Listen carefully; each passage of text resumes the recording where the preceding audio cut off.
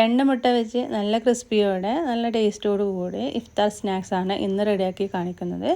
ഇതെങ്ങനെയാണ് ഉണ്ടാക്കുന്നതെന്ന് വീഡിയോ കണ്ടു നോക്കാം. ഞാനിതാ 2 മുട്ട പുഴുങ്ങാൻ വെച്ചിട്ടുണ്ട്. ഉപ്പും കൂടിയും ചേർത്തിട്ട് ഇതൊന്നാണ്ട് മൂടി വെക്കാം.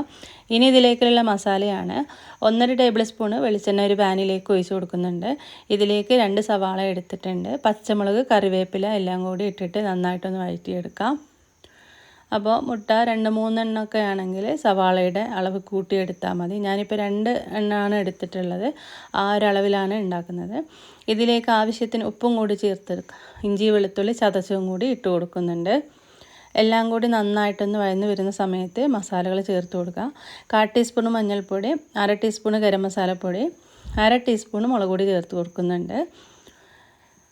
അങ്ങനെ നമ്മുടെ മസാല ഇവിടെ റെഡിയായി കിട്ടിയിട്ടുണ്ട് കേട്ടോ. നന്നായിട്ട് വഴറ്റിയെടുത്തിട്ടുണ്ട്. ഇനി നമുക്കിതൊന്ന് റെഡിയാക്കി എടുക്കാം. ഞാനിവിടെ സമൂസയുടെ ഓല എടുത്തിട്ടുണ്ട്.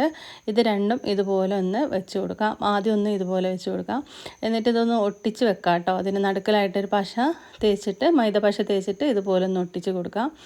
എന്നിട്ട് ഇതിൻ്റെ നടുക്കലായിട്ട് ആദ്യം നമ്മൾ റെഡിയാക്കി എടുത്തിട്ടുണ്ടായിരുന്ന സവാളയുടെ മസാല വെച്ച് കൊടുക്കുക. ഒരുപാട് അങ്ങോട്ട് വെച്ച് കൊടുക്കണ്ട, കാരണം ചെറിയ ഷീറ്റാണല്ലോ.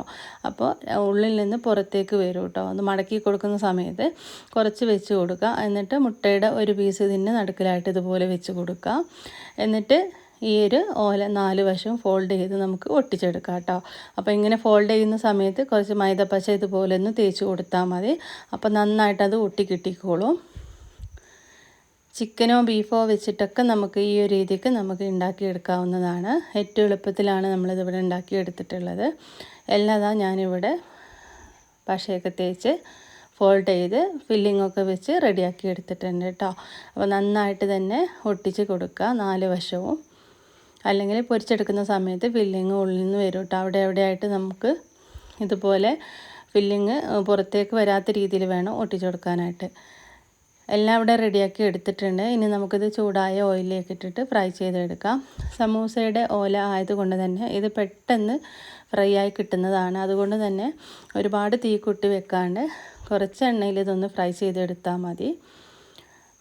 തീ ഒരുപാട് കൂട്ടി വെച്ചിട്ടുണ്ട് വേഗം തന്നെ പുറം വശം അത് കണ്ട് കരിഞ്ഞു പോകും കേട്ടോ. എന്നിട്ട് 2 വശം തിരിച്ചും മറിച്ചൊക്കെ ഇട്ട് കൊടുത്തിട്ട് ഫ്രൈ ചെയ്തെടുക്കുക.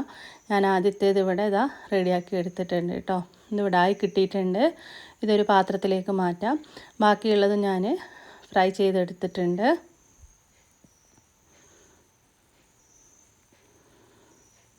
ഇതിത്തിരി ചൂട് കൂടിപ്പോയിട്ടോ നമ്മുടെ എണ്ണയ്ക്ക്. അതാണ് ഈ രീതിയിലായത്. അപ്പോൾ നിങ്ങൾ ചെയ്തെടുക്കുന്ന സമയത്ത് തീ കുറച്ച് വെച്ചിട്ട് ചെയ്തെടുക്കുക കേട്ടോ. ഞാൻ തീ കൂട്ടി വെച്ച് പോയിട്ടോ അറിയാണ്ട്. അങ്ങനെ എല്ലാം ഇവിടെ റെഡിയാക്കി എടുത്തിട്ടുണ്ട് കേട്ടോ. ഒരു പാത്രത്തിലേക്ക് സെർവ് ചെയ്തിട്ടുണ്ട്. നല്ല ക്രിസ്പി ആയിട്ട് നല്ല രുചിയോടെ ഉണ്ടാക്കി എടുത്തിട്ടുള്ള ഒരു എഗ്ഗ് സ്നാക്സാണ്. ഇതുപോലെ ഒന്ന് ഉണ്ടാക്കി നോക്കാം കേട്ടോ. വീഡിയോ ഇഷ്ടമായിലേക്ക് മറക്കരുത്.